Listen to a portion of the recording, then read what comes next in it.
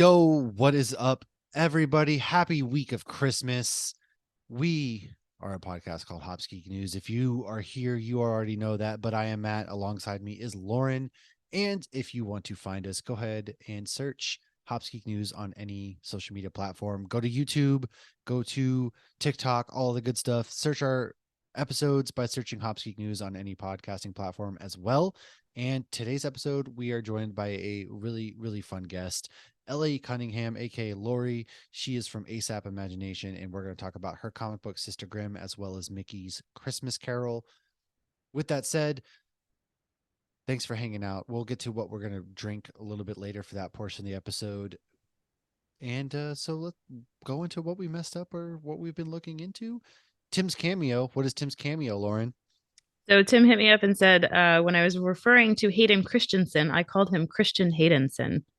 Well, sometimes you have one beer and things get crazy. So how dare you? I can't believe I didn't catch that because how dare you? I don't know. How I didn't either. dare you? But Tim said it was a bit of a Yoda-esque way to say his name. So It take it, fits. I will. The bill fits. Yeah. So hey, look, we finally got it. Shout out to Tim. He's our cameo of the week. If we don't really have anything, well, we've been reading or watching a lot of stuff. So if you guys want to see what we've been reading or watching, we've been doing a 25 days of Christmas over on TikTok because it is Christmas season. And make sure, first of all, get your Christmas shopping done. Christmas is Sunday. Go get your Christmas shopping done. And if you're like me, you probably wait till the last minute anyways. However, I've been done with my Christmas shopping for a change. I already got Anyways, 2 Amazon packages running late, oh motherfuckers. my God. Amazon has slipped. There is no overnight delivery anymore with Amazon and they're trash. But that's neither here nor there. Go to our TikTok. We've been watching a ton of Christmas movies because I don't watch anything other than Christmas movies this time of year. I just don't. Same. So that's what we've been doing. So before we get to our main topic, let's roll into some news real quick. I do have a lot of news, not really a lot, but first things first, Super It's Nintendo World heavy. will be opening Universal Studios Hollywood on February 17th.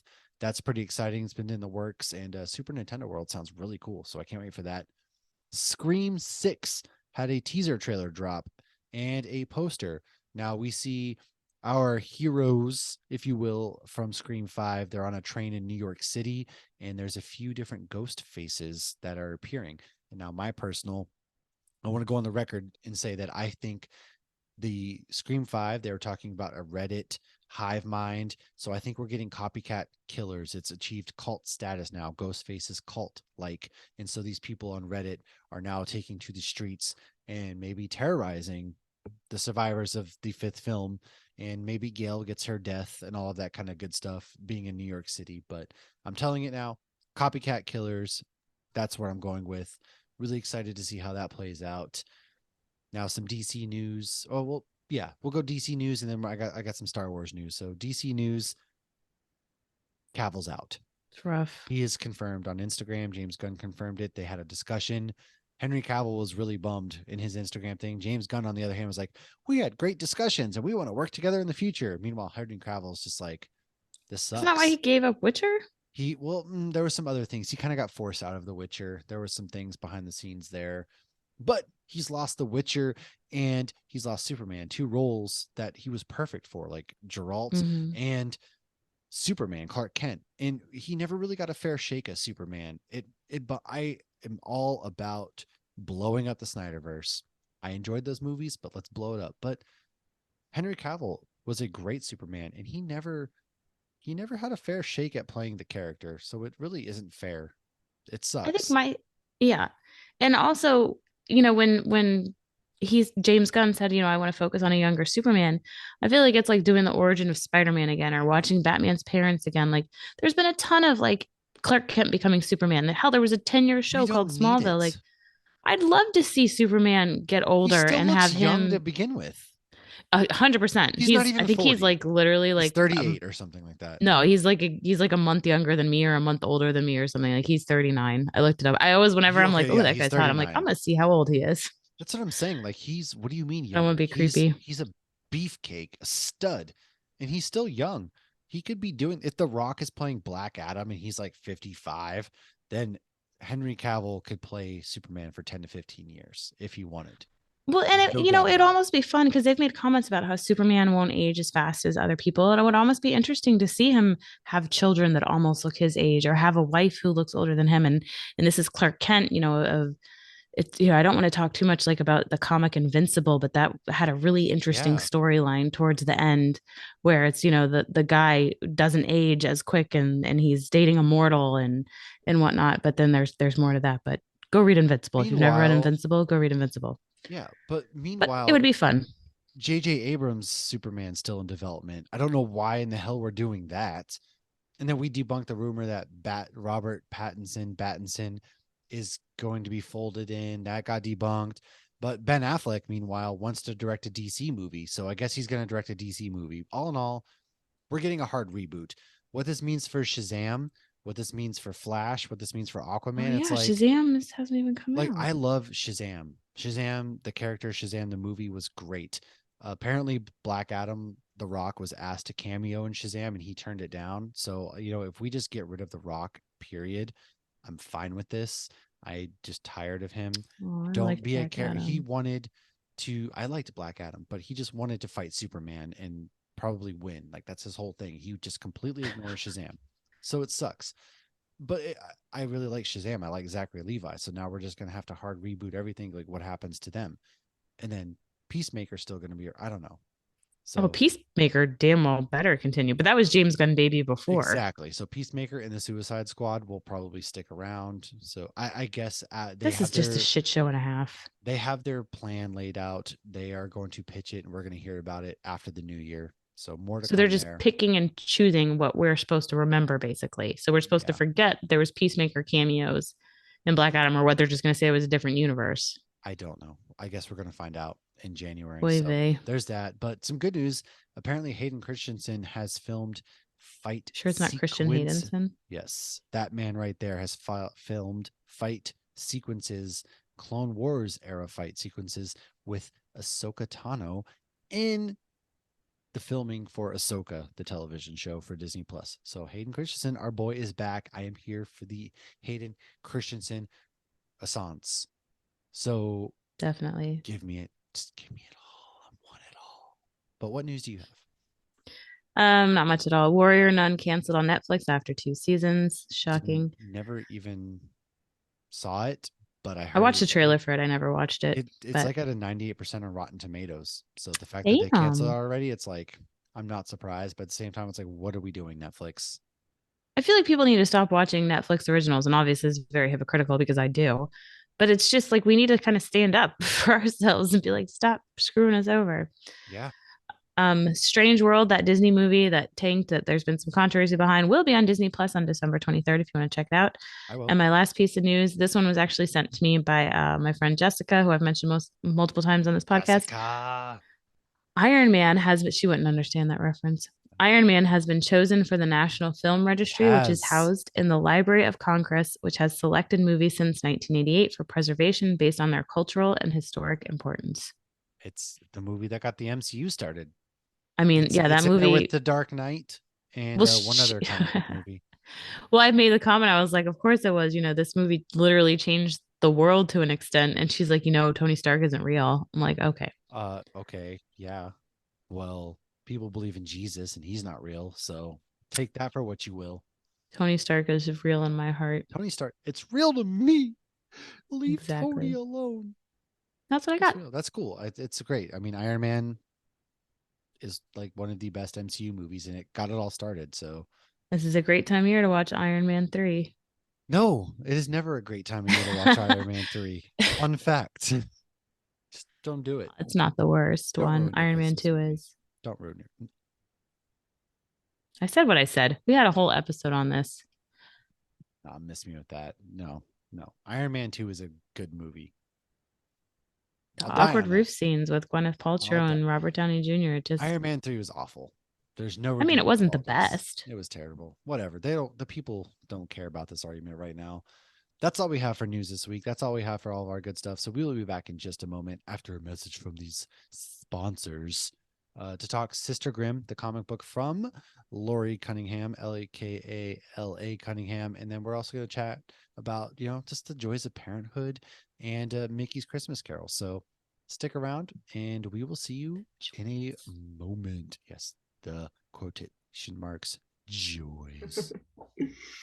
What's up, everybody? Welcome back. We have a fantastic guest. We have a lot of good comics to talk about. But first, I got to let you know that I'm drinking a delicious Shipyard Pumpkinhead, which is like, Northeastern me. You hear about me talking about this all the time. Yeah, of course I'm drinking it.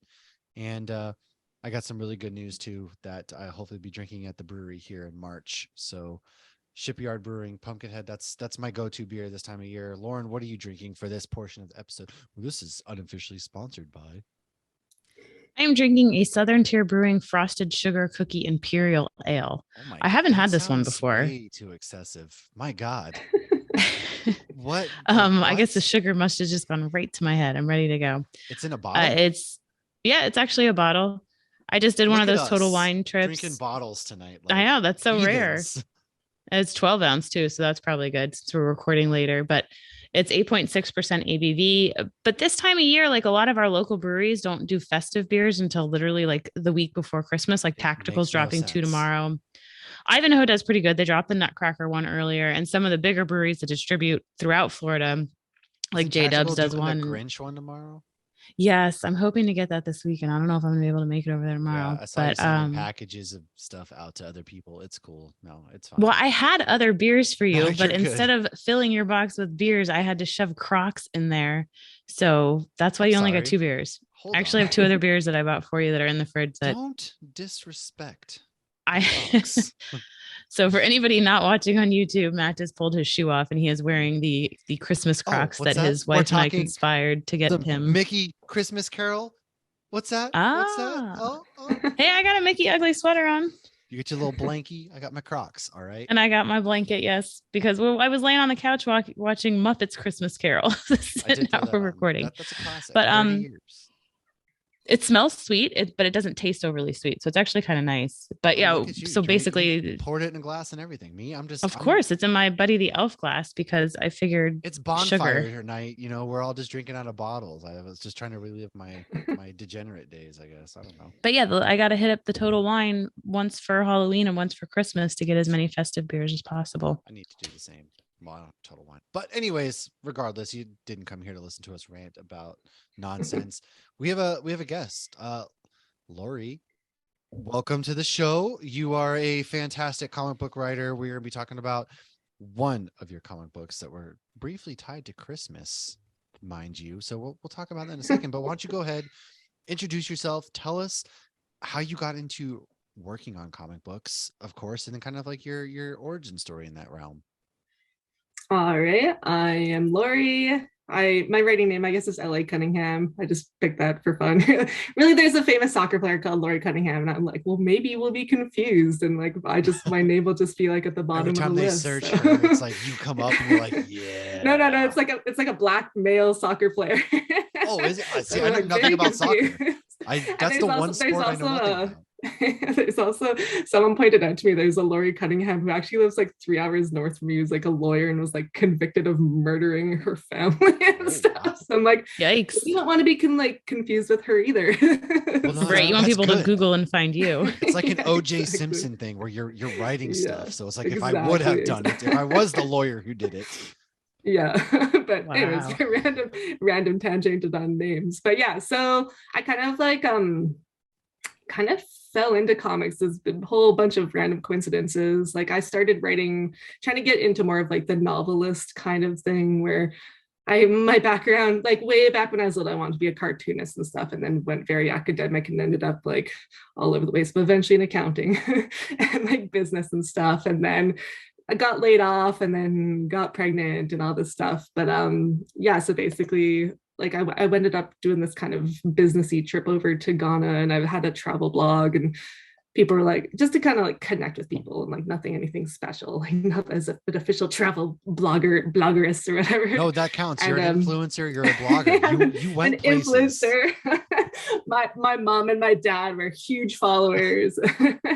Well, see, it's more than my mom doesn't even listen to this podcast, so we're good. Yeah, my mom watches like all my stuff. I don't know if my dad does, but my mom's like right in there. I don't even know if she likes comics at all. My dad will give me edits. She's like, I don't know this stuff whatsoever, but by God, I am here for it. Yeah, for sure. And and then my partner was kind of like, well, maybe you should take like a creative writing class and stuff. So I kind of did that. And then one of the assignments was to join Twitter and like start an author platform. And then basically from there, like once you start telling a whole bunch of strangers that you're a writer, you're kind of like, maybe I should like write a word or two, actually do this. And then it was just a whole bunch of like coincidental connections. And I met Hades or Paul Hayden, and he's kind of like, hey, we have like kind of similar sense of humor, maybe we should do like a writing project together. And at the time he was doing the 9 to 5, but he was working on a comic book with an artist, and they're like looking to submit it to like Dark Horse and stuff. And then eventually they kind of like, what if we just like started a comic book company? And then the artist, for various reasons, decided he didn't want to do that. And then Hades started doing it himself. And I was kind of on the sidelines being like, go you. And I just had a baby and was like trying to write, but it wasn't really working very well. And like postpartum depression and just like the whole like, you now are responsible for like a human. You have to keep this human being alive right now. Do you understand the pressure?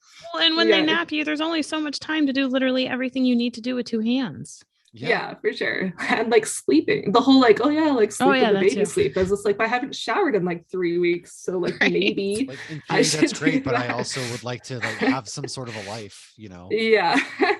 One time after like I think it was like in the last year or something, mom was like, yeah, we went over one time and like you stunk. I'm like, thanks. What they should have said was, let me hold the baby, you go have some time to yourself. Why don't you go shower, we'll take care of the kids, do whatever you need to do. They also know you're disgusting right now. I'm like, oh wow, awesome.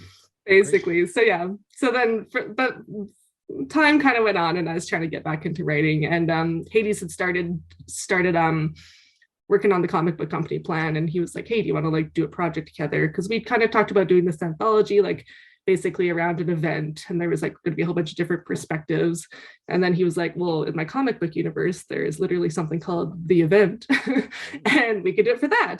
So at the time I was like, no, absolutely not. Like, I'm overwhelmed. That's crazy. Like, I have no interest. And then like by the time, like before I even got off the call, I'm like, I thought of my first story. So I'm like jumping in. So then we did that, and we wrote basically an anthology, and like each wrote 8 stories, and it's like I have it prepared. But so it's like came out like this, and it's like this like awesome. Sweet little flip book and whatever. So like half of it's upside down. So it has like the light stories on one side and the dark stories on the other. And in the middle is like the event. So it's kind of like a countdown to the event, and then the event, and then all the chaos and all that stuff. So that sounds awesome. Yeah. And we were like, had tried like doing it we were like putting it through Amazon and stuff originally, and Amazon like sent us the proof, and then they're like, actually, we're not going to print this. So we're like, what? Because they didn't want, the Bezos. But basically it was like, we don't, like half the book's upside down. Like, that's not like quality control, like flag that. Just my God. I do not understand art. Yeah. And that was it. We're kind of just like, well, do we change it? And like, we already had like Kindle out there, and the Kindle was very like, the boring, like, here's everything right side up, because you can't turn your computer like upside down kind of. So we're like, fine, we'll do it. But eventually we're just like, no, like, this is super cool. Like, we had like the whole thing like planned and figured out how to turn our PDFs upside down and stuff, and so printed it and just put on the website. And then we slowly kind of like as the business has gone, we had a few things on Amazon, eventually just pulled everything back and put it on the website, and we're just like, we're going full indie, like screw Amazon essentially, and all like the bigger places and stuff. But from that anthology, we'd kind of been writing stuff separately, and then had to come together and been like, okay, let's make sure our timelines work. And we kind of wanted to like have a few like Easter eggs to cross over the stories. And we kind of got this one story where I'm just like, oh, the timeline doesn't make any sense. So I had to like cut off the last half. I'm like, well, now what happens to her? So I have to like rewrite the whole ending. And then we kind of came up with this idea, and I like wrote it, and at the end he's like, this is a comic book character. I'm like, neat, like, what does that mean? He's like, cool, what's you this? Should write a comic book. And like I had like, it was still like kind of like out of it, like as this like, no, like I want to be a novelist, I want to write, or like something like that. And what wasn't on my radar at all, but like the seed had been planted essentially. And then is sucking me in. He's like a hard guy to say no to. So I'm like, well, in theory, like, what if I did this? And I'd read some of his scripts and stuff, and basically he was like, yeah, I can kind of like walk you through it, and started writing a comic book. And then like I think it's like a year and a half later I have a comic book. So that's where we are today. So this comic book, it's Sister Grimm. Yep, I have that here too for you. Look at that. It is. We've read it. It was really intriguing. So before we kind of get into it, I don't want to spoil too much for people because I want people to go out and read this. But how did you come up with this comic then? And then what went in behind it? How did you just give us the rundown? How did you end up, hey, this is a great idea to tell in the comic book story for your first one of all of them? Well, I think essentially like when we started in the anthology, so basically like the whole premise is there's this big like catastrophic event in London, and it's just like this army of terror and people's like worst nightmares and stuff, and things start leaking into the world. And then so the very first story I wrote, and like we actually did this thing where we like haven't told most people like who wrote what, but then with Sister Grimm coming out, it's like, okay, I wrote these ones.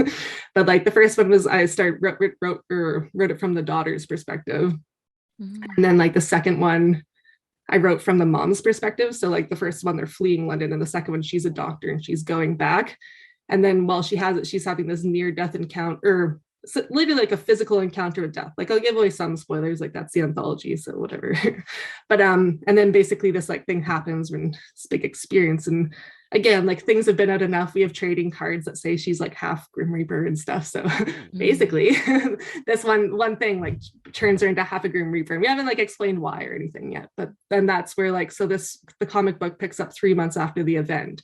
And she like wakes up in a morgue, and she doesn't have any of her memories. She doesn't know what she's been doing for the last 3 months. And she doesn't know where her family is. And she's just trying to like get home. And that's kind of this whole thing. Just like the first issue is just trying to her like get back home. Yeah. Well, yeah. I mean, this kind of kicks off where she wakes up in a morgue with a toe tag of all things. And she just, I felt like she didn't seem surprised. She seemed inconvenienced. Business as usual. She's like, oh, so right away I was like, there's a lot more going on. Yes, perhaps. Well, yeah, and I think, and that's kind of like throughout it, she's kind of having like she doesn't have like her full memories, but she has like some flashbacks and stuff on like kind of what's going on. Interesting. Okay. See, yeah, that's what I like about this is there are certain comics that go dialogue heavy, but what you do is you kind of chose to show more than tell. And I feel like that's kind of a lost art in comic books. A lot of people don't choose to do that, where you have these beautiful artworks that can tell a story. And that's kind of what we get in this comic book. Like really nice, because it was just going from page to page, very smooth, I felt like. Yeah, I know when I like wrote this, because like in the other, so I've like finished this, I finished the second issue and we're working on that right now, and that comes out in January.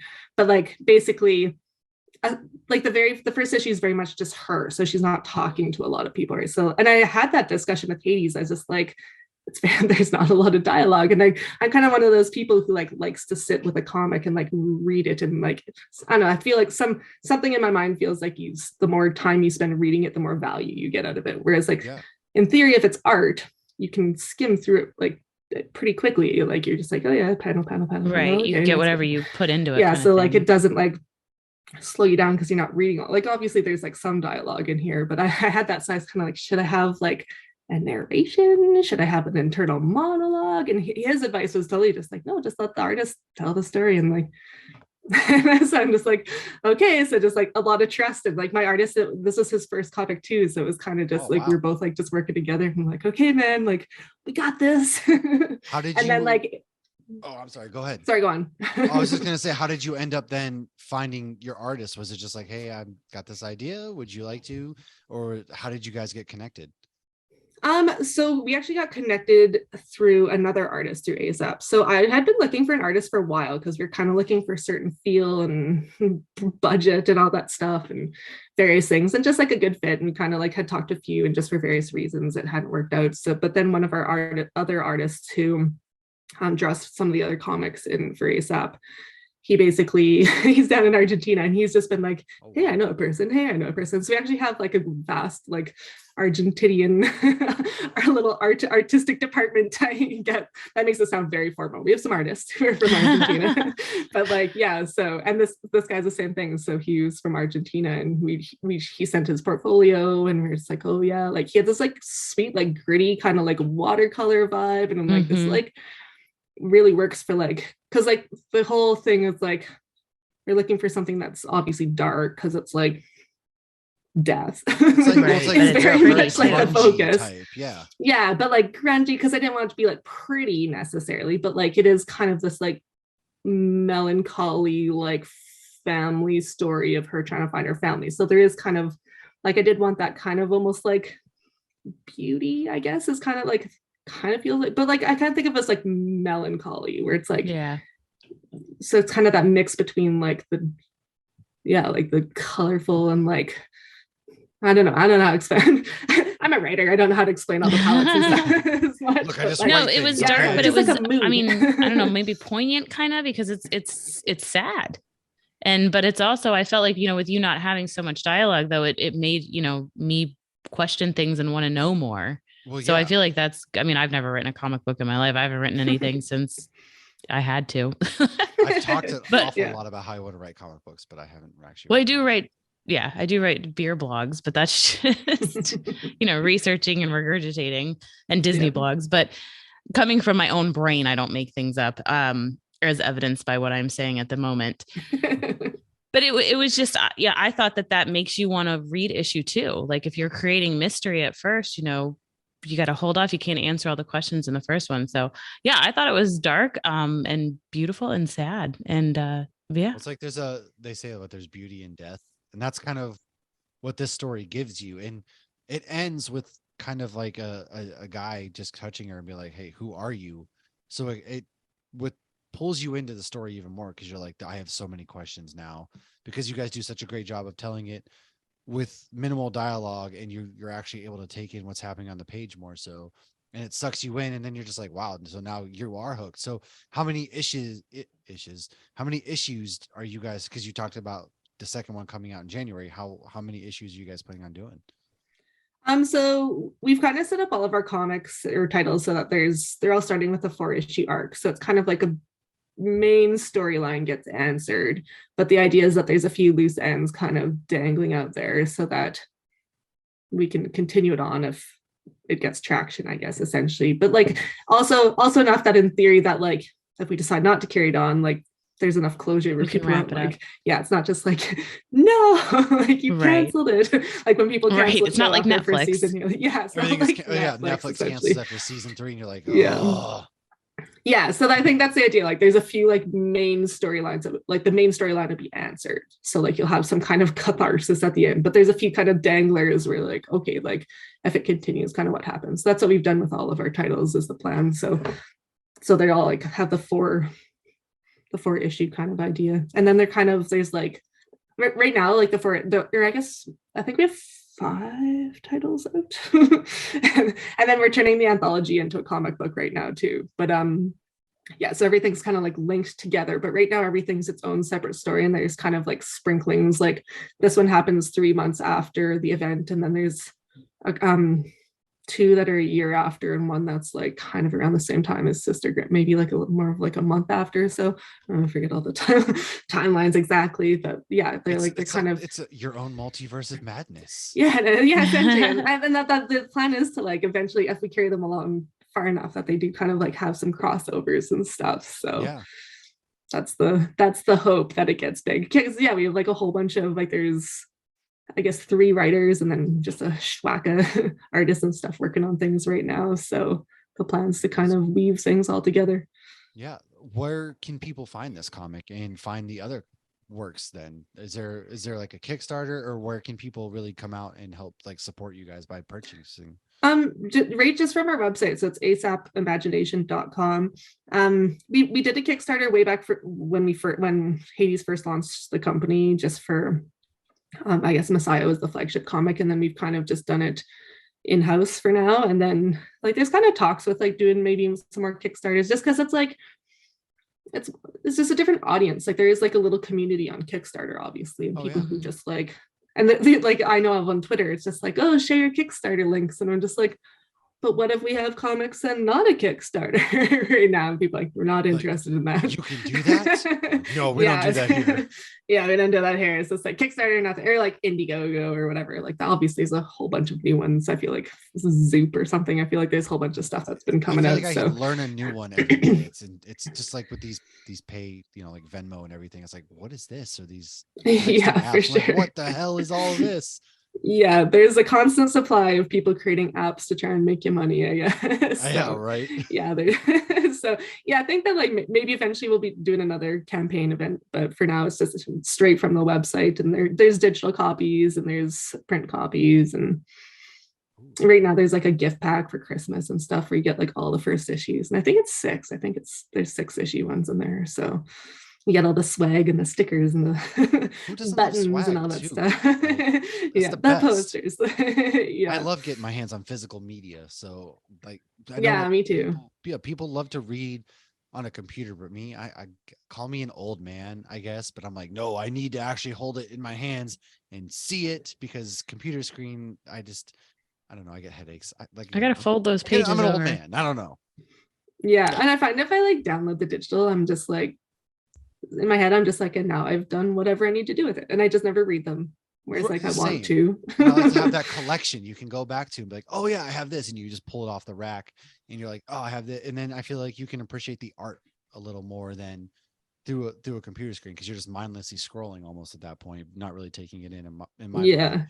Versus physically holding a book or physically holding things like that. Fewer things better than just sitting there and having it in your hands and reading.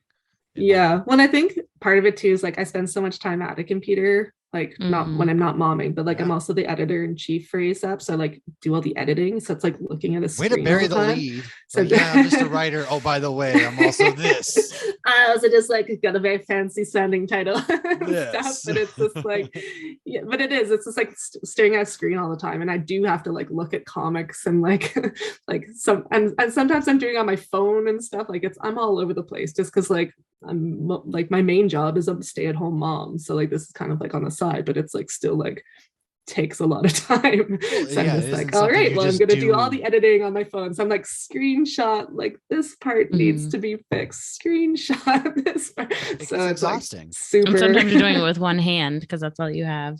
Yeah. Well, also, I mean, so much social is like that too now, interacting with people and making plans. And it's like, yeah, when you want to get lost in your books, and I think it's just so much easier if it's literally a page turner. Yeah, for sure. Yeah, well, we just lost all of our younger audience. Not that I think we had one. Oh, okay, boomers. Like, guys, you just had to be there. We all met at the little green electric box, and whoever wasn't there by like 3:15, you're out. We're going on, we're doing our own thing. And people just knew to be there at 7 or whatever time on a Saturday. And it was amazing. The boxes were bigger then too. I feel like they've shrunk. I don't see, do you guys see the big green electric boxes? No. I feel like now they're small and like skinny. Yeah. Or they're underground and they're don't little. exist anymore. Yeah. Oh, someone was yelling at my kids to get now off they're them. making them safe and putting them underground. Look, we got cancer and radiation poisoning. We liked it. Okay. Yeah. Like, it's just like just the little like high voltage thing. Yeah, we sat on those bad boys and they were warm, and we're like, this probably isn't right, but that's what we did. It just had to be there. So, yeah. Speaking surprised we're not all sterile. Yeah, no kidding. Wait a second. I was counting on that. I had two reasons to show that I was let down severely by my expectations. Going back to the comic before we move on, and is there anything you really hope that people take away from this story and any of your stories? Like, do you put a piece of yourself in there like artists like to do, or is there anything like a big takeaway that you're really hoping for people to take away from these things?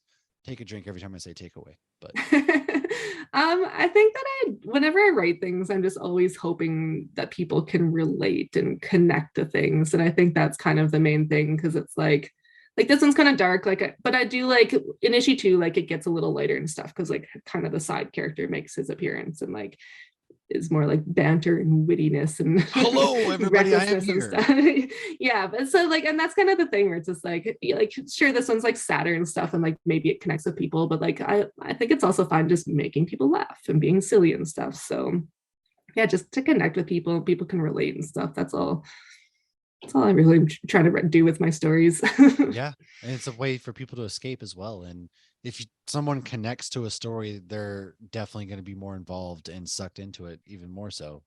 Yeah, like one of my friends reads all my stuff, and I was like, do I have any like really like consistent themes? And she's like, well, ever since you had kids, she's like, you really start like have like mom vibes and kids that vibes. But she's like, but it's all still very dark. So now you're just torturing children as well. So she's like, I'm not really sure what to think of that. Like, well, children torture like, me. Try being a parent. So yeah.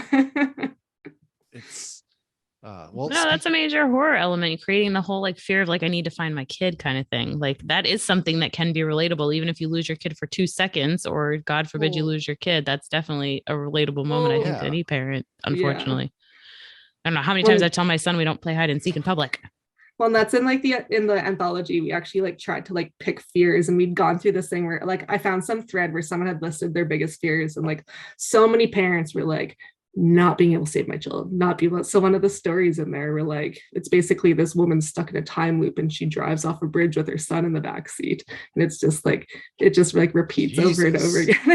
Oh my god, like, that's literally like every like, I think like anytime I drive over a bridge and the kids are in the car, I'm like 10 and 2, and if they're not in the car, I don't care. I'm fine. Yeah. Well, I mean, as a parent, they just texting, right? Whatever. Oh, look, an alligator. We're fine. Who cares? Well, I mean, even as a parent, we watch things and watch horror movies or whatever it is, or even if it's not a horror movie, it could be a comedy and kids are doing something stupid, because I swear to God, until kids are grown-ups, they try to kill themselves. Like, I can't tell you how many times that you just look at your kid and just what are you no doing? Self-preservation at all. They're just like, so you lick this light socket. It preys on those fears, and I will agree. Like, okay, sure, we just watch another horror movie where this happens, whatever. But you put kids in it, and it's like, nope. Pet Cemetery, worst movie ever. I'm still mad at my husband for suggesting we watch that. Things like that nature, you're just like, no, I'm out. I can't do this anymore. All right, so I know we've been talking a lot about being the parenthood and the joys of parenthood. So speaking of, we all were talking about, hey, what is something we can tie this back into Christmas? I know Sister Grimm kind of takes place around the holidays, but to lighten the mood at the end of this episode, we talk about ghosts. Well, yeah, as parents, we're going to talk about some ghosts. We're going to talk about Mickey's Christmas Carol, because if you're a parent, this is one that you throw on and the kids get sucked into it, or they think they're bored. I don't know. My kids go back and forth. Sometimes they're all about it. Like, it is what it is. So Lauren, why don't you take us away on the Mickey's Christmas Carol as our resident Disney expert? This is probably the shortest Christmas Carol ever, but don't quote me on that, because I just made that up. Yeah, it's to the point. Exactly. It's only 26 minutes long. It came out in 1983. And there's a ton of, I hadn't watched this movie in a long time, and I completely forgot that it is just littered with Disney cameos. We don't get that kind of stuff anymore. It's, like Roger Rabbit, but Roger Rabbit had, Daffy Duck and Donald Duck on the same stage. It was a wild time then. But like Mr. Toad is in this, and you get, the characters from all sorts of different movies, from Robin Hood. Jiminy Cricket is one of the ghosts. So it's a lot of fun. It's definitely worth throwing on and kind of paying attention to all that stuff. And it was actually nominated for an Academy Award for Best Animated Short Film in '84, but it lost to Jimmy Picker's Sunday in New York. I don't know what that is. I don't even know what that is. The Sunday, like the ice cream too. Yes. What does that even mean? I guess they ate ice cream in New York. Got homework after the podcast. Yeah, what does this even mean? That could be on our, we'll look into that for next week. This was the first nomination for a Mickey Mouse short since Mickey and the Seal in 1948.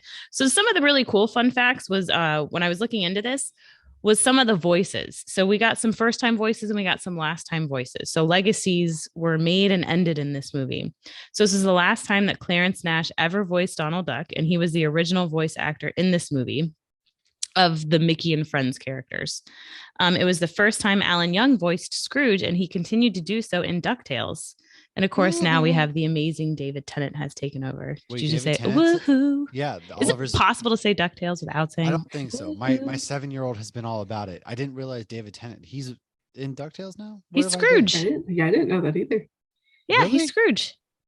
Did you know he's going to be at the Emerald City Comic Con that we got the press to? I saw that when you sent me the link. That's awesome.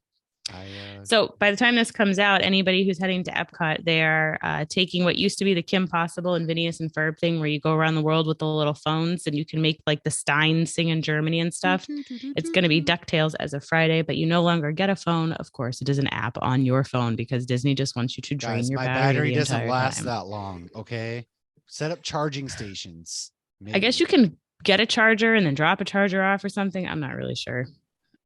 But yeah, so that's happening. Rusty Taylor recorded for Minnie for the first time ever for this, but it was not used. However, she then became the voice for Minnie until she passed in 2019, and she married the guy who voiced Mickey, Wayne Allwine. Wow, way to live to the stereotype. I think that's adorable. I believe there was a Peter Pan and Wendy that worked at one of the parks that got married too. Just precious. Siskel and Ebert gave it 2 thumbs down because they hate fun. Crotchety old men who need the ghost spirits to visit them. Well, they were. Well, one of them's dead, so.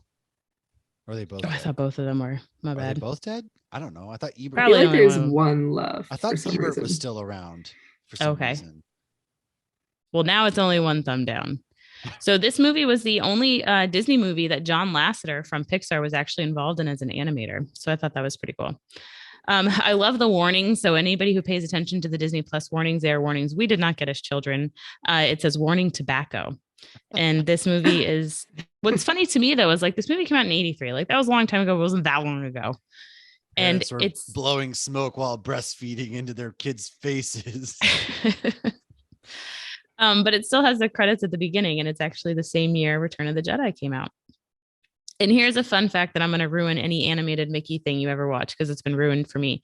You never see Mickey's ears not straight forward. So no matter how he's facing, it's always just 2 circles on top of his head and her head and Minnie's. Yeah, he has like the yeah. It's like Peppa Pig, how people's like, yeah, if you draw him face on.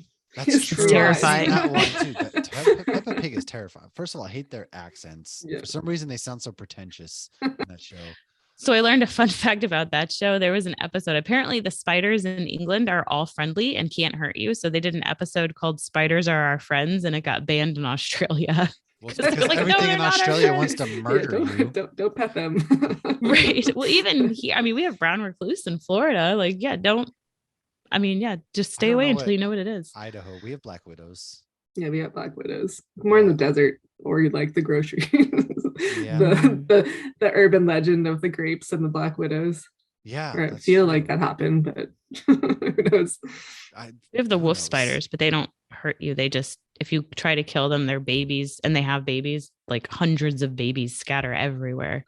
I did it once. Now I rescue them. Like I am set. I am all good. Terrifying. They're easy to identify though. The first time I didn't know what it was. Unfortunately, I was on the porch and I killed it. And then I felt bad. I orphaned all these baby spiders. I don't feel bad because then I'm going to kill the baby spiders too. Most of them end up dying. Oh, I just ran inside. When hundreds of tiny baby spiders scatter everywhere, you run. You don't stick around and start killing them. You run. Look, to be fair, when I see a spider, I run, but that's neither here nor there. Now I just put a glass over it and rescue it. So this movie, like I said before, it's filled with Easter eggs. I think one of my favorite is the weasels are in it, and they're from Ichabod and Crane. But to me, the weasels are from Roger Rabbit because that's an amazing movie. So it's really fun to just see all the Easter eggs, especially Mr. Toad as well, because we don't have his ride here anymore. Rest in peace, Mr. Toad. You can visit Mr. Toad at the Haunted Mansion. They do have a tombstone for him, and there is a picture of him in the Winnie the Pooh ride of him handing the deed to Owl. That's all I got. Well, we picked this. So Laurie, as a parent, how many times have you had to been subjected to this? Like, what is your experience with this movie? Not too much. What my kids go for, and it hasn't been lately. Logan hasn't pushed as much, but it was Brielle and Kaylee. It's the Twice Upon a Christmas.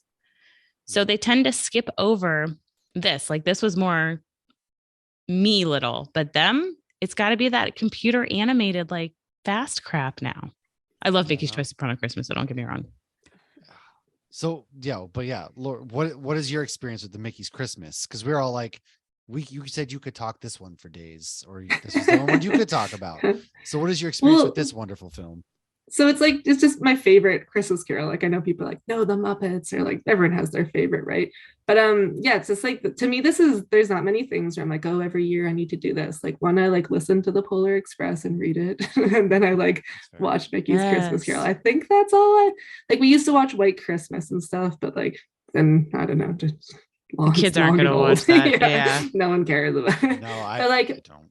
Yeah, I think this is the first year I started to, so my daughter's 3 and I started to show it to her, and she was the same thing. She was more into like Once Upon a Christmas, Twice Upon a Christmas, and I started to show this to her, and like I remember being little and the giant being a little scary, and then something happened and we stopped before we got to the third ghost, and I was just like, we probably shouldn't watch the third ghost because it's terrifying.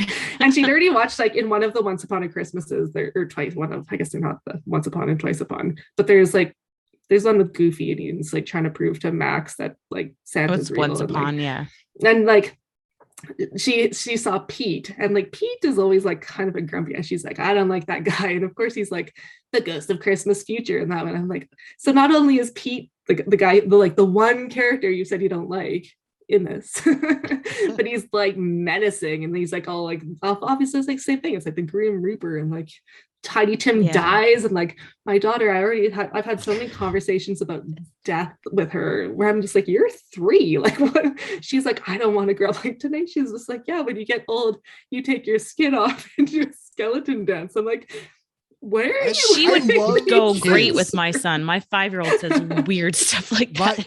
My 4-year-old does too. She'd be like, when you get old, you're gonna die, and I'm like, yeah, that's what happens. Yeah, see, those 3 are gonna rule the world. Watch. Like your hair falls out, and then you're like, again, the skin comes off. Your hair falls out, and you peel off your skin. I'm like, what? Like, this is taking where a turn. Have you learned this? Right. And then I'm always like, the very first time she brought up death, like she'd had a conversation with my mom about something because like the neighbor passed away, and like my mom explained like why this had come up. So I'm kind of like, you've been talking to your grandma again. I'm just like, where are you learning this? I know they just like come up with some of it, and then you wonder like if some kid must have told you this or something. But especially at Halloween, I remember the best was one of my friends at Easter time. Her son asks, they were going to church, and she's like, so Jesus was a zombie? I mean, technically.